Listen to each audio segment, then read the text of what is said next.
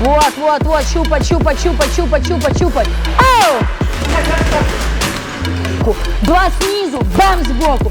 И опять лево, мешочек держим. Опять хлопок, да-да-да, бам, сбоку. Снизу, снизу, сбоку. Ау! Боковой хорошо, опять. Не замахивайся, не замахивайся. От подвоя, вот отсюда бью, да. Ау! Отлично. Качать, качать, качать, качать, качать, качать, качать корпус. Ау!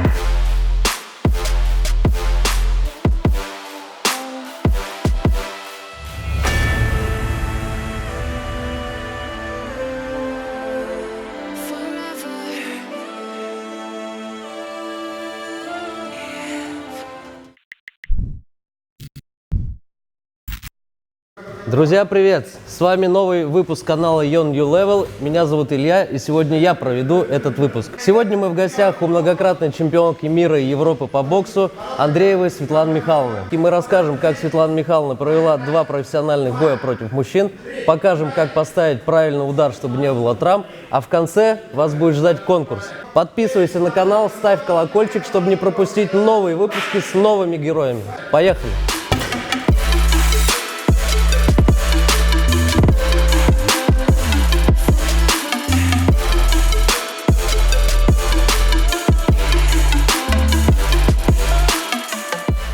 Расскажите, пожалуйста, про школу Китек. Как давно вы здесь руководитель, тренер? Значит, официально руковожу, да, как бы Китеком я как бы год. Отношение к этому названию я имею уже практически 20 лет, потому что я выступала за этот как бы клуб. Основал этот клуб, Царство Небесное, Юрий Ступеньков, кто и в принципе был родоначальником кикбоксинга в России. Вот. Но сейчас, да, под эгидой этого названия там, клуб у нас называется, выступают спортсмены под этим названием. Вот. Ну и, соответственно, и знают нас как клуб Китек, и меня, соответственно, как тренера клуба Китек. Как можно всем желающим попасть в ваш зал, заниматься? Абсолютно просто позвонить на номер, потому что информация в интернете, в Инстаграме, в Фейсбуке, везде имеется. Сказать, что вот я хочу просто тренироваться. Те, кто хочет попасть в этот клуб, заниматься именно у Светланы Михайловны, вся информация будет в описании к этому видео. Да, и разницы нет абсолютно, сколько вам лет, 20, либо 40, либо 50. Главное желание. А мы уже вам в этом поможем. Светлана Михайловна, не секрет, что в сборной России по боксу работают со спортсменами психологи. Да. Как вы к этому относитесь? Положительно. Почему? Ну, потому что, когда мы в свое время выступали, у нас не было психологов и не было, так скажем, человека, который мог нас подраскрыть, да, помочь в настрое к бою, да, к соревнованиям. Поэтому мы искали ответы на свои вопросы сами, не имея ни опыта, вот, не имея понимания, как это вообще делать. Вот просто методом тыка, скажем. Не более того. А сейчас есть человек, профессионал, который тебе поможет в этом моменте настроиться, не перегореть, как-то там сохранить спокойствие. Но это дорого стоит. Как долго должна идти вот эта настройка перед какими-то соревнованиями, турнирами? Тут психолог уже видит, понимает, да, как со спортсменом. Кому-то и 10 минут перед боем, да, там хватит поднастроить, а кто-то там спортсмена ведет не один день, каждый вечер. Я просто присутствовала, когда на чемпионат мира ездила в Будапешт в августе с сеньорами. И там вот психолог была, и говорит, она вот прямо до тонких моментов. И мне же интересно, как бы в свое время я не получила этого удовольствия, вот, а так как работаю с ребятами, с девчонками, мне надо тоже, да, самой разбираться в этих вещах, кому как, какой настрой подходит. И вот она там кого-то, вот я же говорю, кому-то 10 минут, а с кем-то она работает не один день.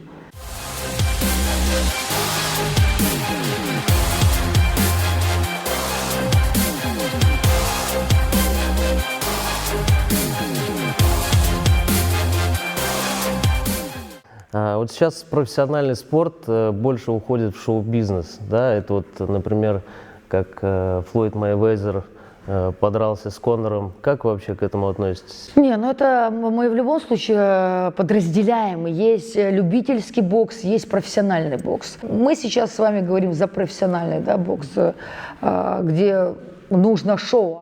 Вот взять бой Хабиба и Конора, ну, понятно, там перегнул он в плане каких-то определенных вещей, да, там жестко перегнул. Но если бы не Конор, ребят, да у нас бы половина бы народа вообще не знали, что этот бой будет. Я в каком-то веке подорвалась, поехала там утром в массы смотреть этот бой. Я никогда этого не делала. А вот здесь настолько он за двоих сделал работу, разжег этот максимальный интерес, что вот просто народ, вот все переполнено было, касаемо по Москве. Забито все было. Люди, которые отношения никогда к ММА не имели и не знали, и то захотели пойти посмотреть. Ну и сейчас, извините меня, после боя сразу 7,5 миллионов или сколько там у Хабиба подписчиков. Бах! Ну, да. Вам приходилось боксировать с мужчинами? Да, я провела официально 2 боя. Один ничья, другой по очкам, 4 раунда отбоксировала, по очкам проиграла. Как вы согласились на это? И почему вы согласились? Согласилась, потому что была, так скажем, молодая и дурна. Это было 20 лет, и сказать мне, слабо тебе, мне сказать слабо. Поэтому, да, когда вообще без вопросов. Поэтому здесь не было какого-то там, я не знаю, какой-то мысли, идеи. Просто позвонили, сказали, будешь? Так вопрос был. То есть и первый бой, и второй? И второй. А у нас с одним и тем же просто был, второй бой был матч-реванш. Как давно это было? Ой, это давно было, это был 2001 год. А вот сейчас будет бой супер тяжелой версии Александра Усика. Ваши прогнозы на этот бой? За Усиком я вообще давно наблюдаю еще его с любительской карьеры. Его с первой, так скажем, Олимпиады, потому что был такой у меня хороший друг Рома Романчук. Он тоже с тех краев, с Украины, но выступал в свое время за Россию, за клуб наш. И когда он уже закончил со своей спортивной карьерой, он уехал туда, и Усик предложил ему работать в своей команде. Потому что они все видели, знали, как боксировал Романчук, и, естественно, пытались его использовать в плане спарринг-партнера. И за Усиком я также наблюдала очень приличное время и наблюдаю до сих пор. Отдаю большое предпочтение ему как спортсмену с любительской, выйти с любительской школы и перестроиться так быстро в процессе профессионалов. Но то, что он меняет вес свой, с тяжей уходит в супер тяжи, вот здесь, конечно, немножко у меня, не то, что там страх за него, но будет определенная опасность. В чем она будет? В нанесении удара, в коэффициенте удара. Или в технике, или в скорости? Нет, в силе удара. Только сила. Супер тяжи. Если здесь он боксировал, определенная категория до 91, то здесь свыше все, 120, 100, 130. Только сила удара? Только сила удара? В основном, да. Потому что, как он уже показал в последних своих боях, касаемо функциональной выносливости, мне кажется, ему равных нету. Он, опять же, в своей где-то в любительской манере касаемо передвижения на ногах очень много этого делает. Поэтому за ним подуспеть очень сложно. И он очень быстрый, он очень думающий спортсмен. Поэтому он непростой, так скажем. Тут единственное факт того, что коэффициент удара, конечно, уже другой будет. Как правильно поставить удар, чтобы не было травм? Потому что многие люди, когда ребята бьют, у них вылетают пальцы, что-то еще. Во-первых, кулак надо сжимать, Кулак сжимается в 4 позициях. 1, 2, 3. И палец, соответственно, сюда 4. Вот он кулак, Бить надо, соответственно, вот этими суставами. Сила удара сохраняется в кулаке 5 секунд. Поэтому кулак сжимают в полете в момент удара. Бам! Соприкосновение кулака с целью, он должен как металлический стержень, как бетонная рука. Бам! Поэтому, чтобы минимизировать травмы, надо максимально стараться сжимать кулак в момент соприкосновения с целью. Как только что-то он разболтан, и все, будут вылетать вот такие запястные кости, и, соответственно, все, приехали. Какой эффективнее удар? Прямой, боковой? Индивидуально. Кому как удобно. Мне боковые, вот, кому-то там прямые. Я говорю, мне боковые самые комфортные. А как так получилось, что вы начали тренировать Миграна? Бойца, вернее, борца, да, греко-римского стиля? Ну, с Миграном я не была знакома. Я была знакома с нашим общим как бы другом. Вот. Он у меня давно занимался, тренировался. Вот. И в один прекрасный день он приходит и говорит: Свет, значит, у меня есть как бы друг, да, там серебряный призер Олимпиады по греко-римской борьбе. Сейчас вот он провел один бой по ММА, ему нужен тренер по ударке. Я говорю, ну без проблем, пусть, я говорю, приходит, мы как бы пообщаемся, я послушаю его, он послушает меня, ну и посмотрим, как бы будем вот вместе работать, нет. Вот, интересно мне будет, и ему интересно. Вот, ну и все, Мигрант пришел, говорила и говорю, у него было недоверие ко мне в плане, у него не было же тренеров никогда девушек, а тут плюс по ударной части, и у него какое-то немножко было, как сказать, смущение, недоверие, потому что он говорит: лапу кто мне будет? Я говорю, ну я буду. И как? Ну, я говорю, да никак. Я говорю, ты сколько килограмм весишь? Ну, вот, там, ну, момент растренированности, пусть там 70, да, там 72. Я говорю, я-то держала гораздо как бы больше. Ну, я говорю, как бы это не вопрос, это не проблема. Ты просто должен, либо ты мне доверяешь, и мы работаем, ну, либо нет, вот все. То есть отношение у мужчин такое скептическое? Первоначально, да. Вот. Ну и плюс ко всему, я же говорю, ну а когда мы уже с ним поработаем, я говорю, давай вот мы одну тренировку с тобой поработаем, и ты уже для себя как бы точно окончательно решишь. Ну и все. И он решил? И он решил, остался, да. Совет от вас, как нужно питаться, вот, чтобы поддерживать себя в нормальной форме, и какую роль питание играет?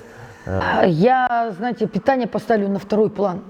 На первый план я бы поставила режим, это я имею в виду сна, режим дня, чтобы спортсмен ложился не позже там 11, ну максимум пусть в 12, но это и то. Если мы говорим о достижении высоких результатов, то здесь, конечно, надо ложиться в 11. Сон – это все. Можно не доесть, но ни в коем случае не доспать. Потому что если ты не доспал, у тебя падает реакция, у тебя падает выносливость, восприятие информации. Вот. Питание, да, питание. И питание в том числе в совокупности с режимом сна дает также результат. Питание должно быть сбалансированное, питание должно быть насыщено, опять же, белками, минералами. Вот. Оно должно быть в режиме, да, там, определенного времени. Утро, первый завтрак, второй завтрак, обед, полдник, ужин.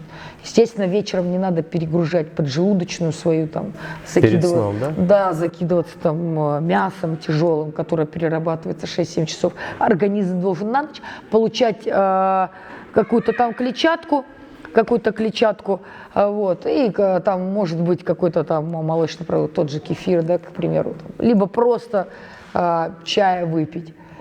Ну, разгрузить желудочек. Да, абсолютно. Да? Это именно последний прием. Мы не говорим об основном ужине, который там в 7, к примеру, вечера, там, либо в 8 вечера, а именно вот там вот перед сном, когда там за час, там, за полтора, за 2.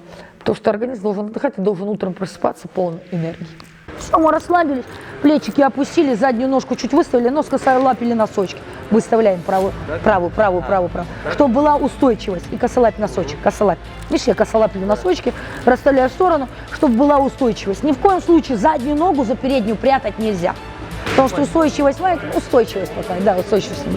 Подальше все. И, соответственно, чуть боком, потому что убираем корпус, тем самым, чтобы ножку левую ко мне. Вот так, да. И вот начинаем, да, с передней руки, соответственно. Одной рукой мы сильно не ударим, да. Удар состоит у нас из нескольких частей. Самое основание – это бедро, спина и рука. Рука – это вот просто изменяет траекторию по прямой, сбоку или снизу. Отлично. Вот распространенная ошибка каратистов, да. Они вот просто выставили. А самое у нас опасное место это что? Голова. Отлично. Борода. Ну, это тоже голова, продолжение головы. Поэтому мы должны защищать, да? Каким образом? Отлично. Вот, вставлять плечо обязательно. Со второй стороны мы уже защищаем свободной рукой. Все. Борода у нас закрыта, плечом перекрылись. Теперь, чтобы создать нам длину удара, за счет чего? За счет разворота плечевого пояса. Отлично, молодец, знаешь. Чуть кулачок, да, закручиваем, чтобы именно попасть вот этой частью. Не вот этими фалангами, да, а именно такой. Перегибать тоже сильно не нужно, потому что тоже можно травмировать. Вторая рука должна вот здесь кончик защищать, да, и тем самым отвести. И второй момент. Немножко мы должны вот здесь выдохнуть. И вот здесь, да, диафрагма у нас должна как бы сломаться. И вот мы уже более-менее уязвимы. Плечо поднимать не нужно, расслабь его. Вот. Все, расслаблен. Потому что если будешь напрягаться, уставать, ты сам будешь воровать у себя, понимаешь, как бы вот эту выносливость. Ты уставать будешь, да. Напряжен, значит, скорость теряешь, понимаешь, устаешь. Одни минусы. Поэтому надо выдохнуть, расслабиться, да, и получать удовольствие, максимально получать удовольствие. Вот в нашем мире таких гаджетов, соцсетей, да, многие дети, многие подростки не хотят выходить из дома, сидят за компьютером. Что нужно сделать? Какой вы можете дать совет, чтобы эти ребята пришли и начали заниматься спортом? Но опять же, если мы подразделяем совсем на младших юношей и уже юниоров, это один вопрос. Если младшие юноши, здесь содействие должно быть жесткое и кардинально со стороны родителей. Либо ты идешь тренироваться, либо, друг мой дорогой, гаджет сюда, кроссовки новые, фиг тебе, там что-то еще, фиг тебе. Все, значит, ты учишься, приходишь, все, ни телевизора, ничего. Ну, жестко ставить рамки, жесткие условия. Если мы говорим уже, где там родители авторитет уже больно не имеют, то здесь надо, конечно, в личной беседе доводить, что, ребят, ну, блин, да, телефон сегодня он есть, завтра нет, но ты там свою жизнь оставляешь, свое время, да. Но здесь, конечно, надо в личной беседе в большей степени. Я много вот смотрел ваших тренировок, да, смотрел, слежу за вашим аккаунтом в Инстаграме. Откуда у вас столько энергии? Вот просто, когда смотришь на эти тренировки, просто хочется самому побежать в зал, раздеться, переодеться, встать и начать боксировать. Ну, дело в том, что я всегда говорила, тренер, да, это аккумулятор. И своим тренерам говорю, те, которые мне помогают, ничто не должно отражаться на вашем настроении, когда вы заходите в зал. Вот просто, я не знаю, там, что бы ни случилось. Зал – это зал, личная жизнь – это личная жизнь. Все, на этот момент, наоборот, надо отвлекаться от всех вот этих проблем. Проблемы всегда были, есть и будут, они никогда не закончатся. Поэтому я, когда захожу в зал, все должны меня слышать. Постоянно я озвучиваю какие-то ошибки, я озвучиваю их очень громко, потому что это распространенные ошибки. Постоянно пытаюсь подбадривать, да, и постоянно в настроении держать тренировку. Энергию. Я вот зашла, и вот я и получила от них отдачу, энергию, понимаете? Они каждый от своей батареечки мне чуть-чуть по 1% То есть, когда кинули. они устают, они вам эту энергию отдают? Ну, я, наверное, своего рода какое-то время, потому что я подпитываюсь энергией в плане, вот, я вижу открытые, да, глаза, когда они хотят получить информацию, класс, и я кайфую от этого. То, о чем я говорю, то, что я хочу донести, люди меня слышат, они хотят, они приходят за этой информацией. Мне это приятно, естественно, я отдаюсь целиком полностью. Это моя любимая работа. Поэтому я счастливый человек, я занимаюсь тем, чем я хочу, и получаю от этого удовольствие. Светлана Михайловна, профессиональные боксеры видят удар? Ну, это примерно происходит вот так. Что-то я не заметил. Вот как бы, это что касаемо прямого, не перекручивай, прямого удара. Но левый прямой, он у нас больше для чего? Нащупать свой спарринг-партнера. Нокаутирующая, конечно же, правая рука. Разгон правой руки, дальняя. Тут есть вкрутить, чем ударить. И пошел, мы возвращаем левую к голове, а правую уже бьем.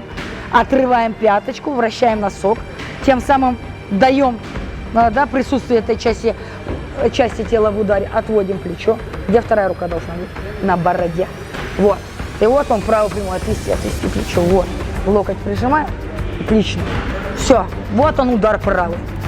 И обязательно возвращаем правую ручку. Левая ее менять в бороде. Голову без защиты не оставляем. Понимаешь, да? Левая бьем, правая на защите. Правая бьем, левая. И вот постоянно откуда бьем, туда же и возвращаем. Значит, ребят, самое главное в боксе – это умение защищаться. В первую очередь. Главное не нанести, главное не пропустить. Поэтому первоначально идет у нас, да, элементарная защита. Это уклоны. Защита от прямых ударов. Ну и, соответственно, также идут у нас нырочки. Защита от боковых ударов. Есть также у нас там подставочки, сбивы есть, подставка плечом, отскок. Ну, тоже один из элементов защиты, так скажем. Но самые основные это у нас уклоны, соответственно, и нырочки. Светлана Михайловна, расскажите, пожалуйста, как должен тренер развиваться? Должен ли он усовершенствовать свои знания? Но вот поэтому у нас сейчас и возникает немножко такая загвоздка, да, в любительском боксе касаемо результата. То, что тренера в большей степени своей не хотят развиваться, усовершенствовать, ловить какие-то определенные фишки, да, и включать в свой тренировочный процесс. Есть такие тренера, которые боксировали в те СССРовские времена, я называю это бокс 60-х. Вот, которые, вот, мы были там великой державой, там били, мы занимали там чуть ли не первые командные там места. Окей, замечательно. Но бокс на месте не стоит. Он, как и все во всем мире, усовершенствуется. И бокс как бы не обошли стороной. И бокс тоже усовершенствуется. Поэтому и спортсменам, а в первую очередь тренерам, вот я, да, я смотрю какие-то фишки, я стараюсь их миксовать, я стараюсь их внедрять, сама как-то проработать и почувствовать, насколько там комфортно, некомфортно в таком положении, в таком положении. И также тренерам я советую, что нужно внедрять и усовершенствовать у себя как бы в арсенал, да, вставлять определенные фишки и, соответственно, менять подход к нагрузкам, функциональным причем нагрузкам. У нас привыкли, вот я же говорю, работать, там, вставлять обычные какие-то там круговые, все, на этом все закончилось. Да нифига подобного. Смотришь, насколько усовершенствуются, так скажем, американцы, европейцы, какой функционал делают они. Просто сумасшедший. Мы отстаем. Мы отстаем в первую очередь в функциональной выносливости. Потому что если у нас не будет функциональной выносливости, спортсмен не сделает на высоком уровне те или иные финты. Поэтому выносливость – это основа. Потом, ну, понятно, там техника, сила удара, это все понятно. Но просто функциональная выносливость – это самое простое и самое необходимое. Все понятно. Спасибо большое, Светлана Михайловна. Я уверен, что после нашего интервью многие из наших подписчиков начнут ходить в спортивные залы, заниматься единоборствами. Что вы можете сказать нашим подписчикам? Что я хочу сказать? Значит, бокс, да, это современная таблетка от стресса. Это касается тех, которые в свое время хотели прийти, да, заниматься, но по каким-то причинам не сложилось, не было возможности, еще какие-то моменты вас отвлекал. Сейчас мы делаем бокс доступен для всех абсолютно. Поэтому разницы нет, сколько вам лет, какого рода пола. Вы приходите и тренируетесь, а мы уже со своей стороны проявляем максимально внимание, раскрываем вас, да, как спортсмена, вот, и делаем максимально для того, чтобы вы остались в этом виде спорта и полюбили этот вид спорта. Спасибо вам огромное. А теперь конкурс, друзья. Напиши в комментариях, что тебе больше понравилось из интервью, ставь лайк, подписывайся на канал и получи фирменную футболку с логотипом Yon New Level.